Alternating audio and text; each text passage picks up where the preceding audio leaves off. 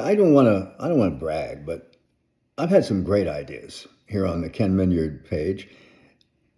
I guess that is bragging, but it's revolved. Both of them have revolved around MacKenzie Scott, as well they should. She's one of the good billionaires. So, well, here's another one involving MacKenzie. Save PBS, MacKenzie. That's a great idea, and I wish it were mine, but it's not. I saw it on a page called "The Other 98%." But it does sort of combine my other two ideas. I pointed out that since her divorce from Bezos, Scott has given away $19 billion, yet she still has almost as much money as she started with, and it's her mission to continue giving copious amounts of money to causes in need. Well, Donald Trump wants to kill PBS and NPR because he detects they're not in his pocket, and he hates that. So here's the deal. During fiscal year 2025, the Corporation for Public Broadcasting, which is the corporate home of PBS, will receive congressional appropriations of $515 million from the federal government. 70 to 75% of that goes to PBS, the rest to NPR, public radio. That would be very doable using McKenzie's formula. Not only that, but McKenzie believes in giving to causes with no strings attached, meaning that PBS and NPR wouldn't have to worry about having Big Brother looking over their shoulders.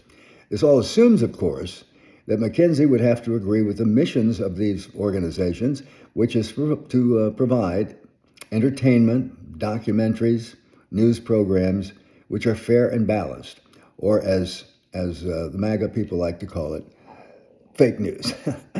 But it seems to me that for someone so dedicated to the idea of using her wealth for the public good, that should be no problem. My other idea was a similar one, that some centibillionaire take the money out of politics using his or her wealth to guarantee there was parity in campaign spending.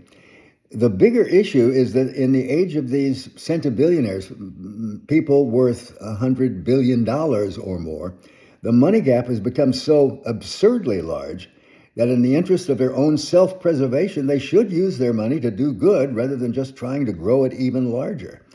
And my guess is it will probably take a woman to do that because it sounds so, woke, and guys just hate that.